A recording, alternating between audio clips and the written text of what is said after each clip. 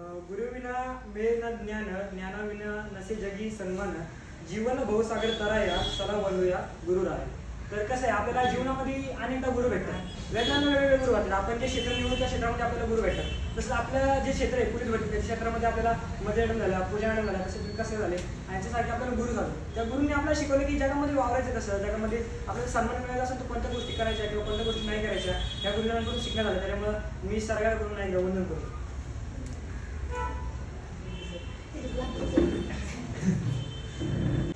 गुरुर् ब्रह्मा गुरुर्विष्णू गुरुर्देव महेश्वरा गुरुर साक्षात परब्रह्म तस्मै श्री शिरवे नमः. मी गुरूंना एवढे 2 शब्द बोलतो.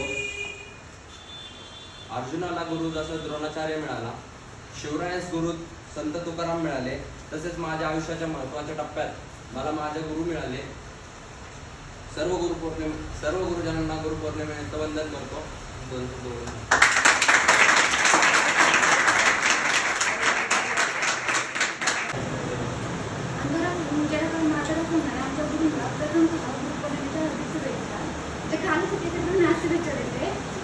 असं म्हणतो म्हणजे गुरु प्रत्येकाच्या आयुष्यात महत्वाचं असणं हे खूप गरजेचं आहे. मला ते येऊन कळलं, ह्या इकडे मला येऊन कळलं की गुरु असणं का महत्वाचं आहे. कारण कधी आपण पडलं तर मुलाला शिकवतात, कधी धड पडलं तर कसं स्थिर राहायचं हे शिकवतात.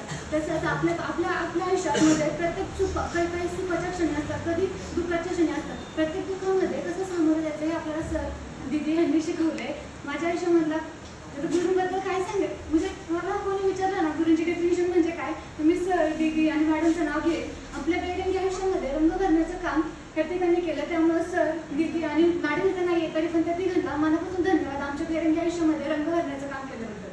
थँक्यू. सगळ्यांनी कालपासून जे करताय त्यासाठी सगळ्यांचं प्रथमतः मनापासून धन्यवाद. गुरु हा फक्त असं नाही की समोर उभा राहून शिकवतो तो फक्त गुरु असतो. आपण जो वावरत असतो आपल्या जीवनामध्ये, तर प्रत्येक ठिकाणी लहान मुलांपासून तर मोठ्या मुलांपर्यंत प्रत्येक जण आपल्याला त्याच्या वागण्यातून काही ना काहीतरी शिकवत असतो. जसं आम्ही इथं तुम्हाला काही गोष्टी शिकवत असतो, तसं आम्ही सुद्धा तुमच्याकडून खूप काही गोष्टी शिकत असतो. इथं पुढे बसलेल्यापासून तर मागे बसलेल्या प्रत्येक मुलाकडे एक गोष्ट जी शिकण्यासारखी असते, प्रत्येक गोष्ट शिकण्यासारखी आहे. जसं आम्ही तुमचे गुरु आहे तसं त्याप्रकारे तुम्ही सुद्धा आमचे गुरु असतात. काजू पण आहे, आता काजूपासून जरी बघितलं तरी लहान मुलांपासून खूप गोष्टी शिकण्यासारख्या असतात.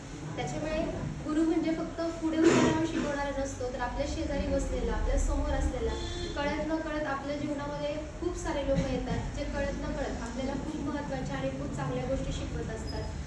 फक्त महत्त्वाचं हे असतं की समोरच्याकडून घ्यायचं किती चांगलं आणि सोडायच्या किती वाईट गोष्टी.